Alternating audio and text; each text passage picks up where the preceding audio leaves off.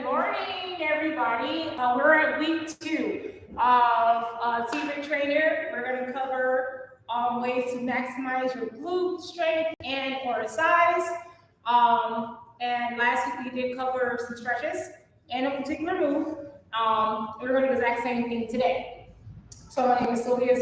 I'm your coach and trainer here at Fit and Fit Fitness, and we're going to cover a stretch that I recommend, or mobility move that I recommend, rather, not some kind of stretch today, as well as simple tips on how to activate your glutes, especially the ones that may be weak, or you're just trying to firm them up, tighten them up.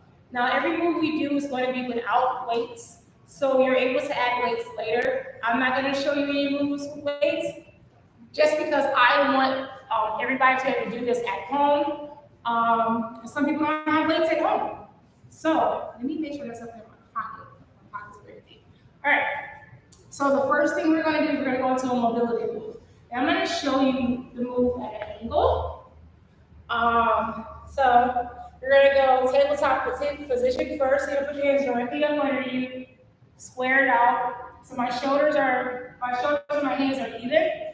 My knees are directly under my hips, so they're not too close, they're not too wide.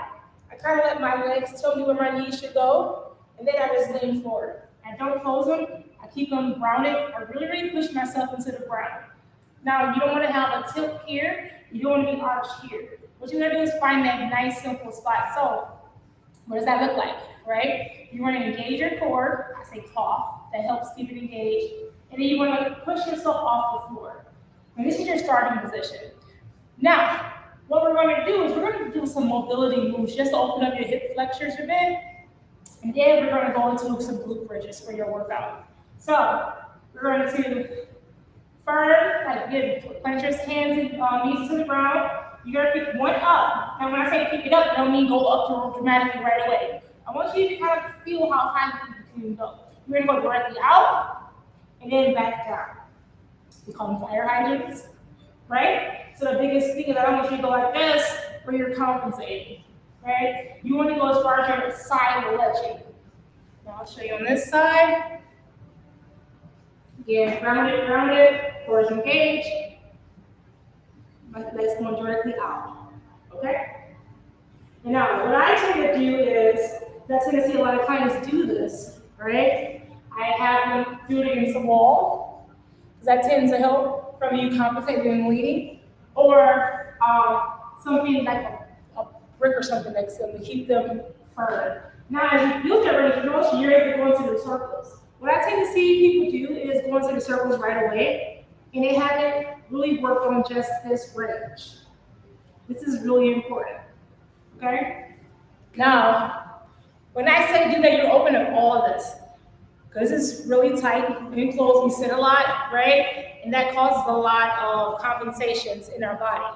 So once you work on activating these and warming these up, right, you're able to do different moves to work on your glutes.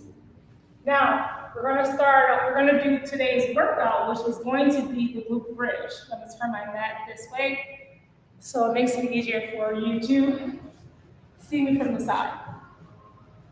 Now, I'm going to lay flat on my back. Relax, go to sleep. No. So what we're going to do is we're going to find, I'm going to sit up so I can see, you're going to find where your knees are. Bring your heels to where your knees are for that position where you're actually going to have your feet placed for your hip presses. You can lay down. Now, what I want you to do is try to tilt your pelvis forward. Make sure your back's kind of flat before you even start the glute bridge. Kind of flatten up as much as you can. Some people can do it more than others.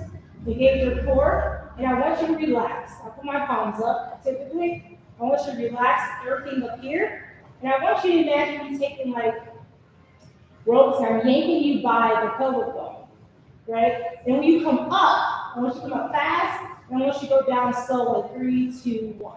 So, core is engaged. I'm coming up at the pelvis bone, not arching my back, just thinking about driving this, and I'm not squeezing my butt. So I'm coming up here, right? So I'm not this, right? I'm only going up to my pelvis allow me to. Then I'm back down. 3, 2, 1. All right, so you can put a lot of the pressure into your heels. If you want, you don't have to take and do this, like really push your feet more heel, less toe. Okay? So let's try it again. Core is engaged, back flat. Put up the pelvis bone. You're going to come up, and then down. 3, 2, 1. Let's do it again. Up. 3, 2, 1. Now you may feel up and more on one side and more on the other, right? Because we have one side of your butt stronger than the other. That's when you go into the one-legged ones. But start here. And then you just taking that time up and going down slow, you're activating the right muscles.